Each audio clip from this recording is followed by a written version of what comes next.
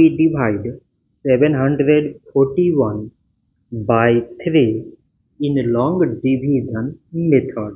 3 times 2 is 6. On subtracting, we get 1.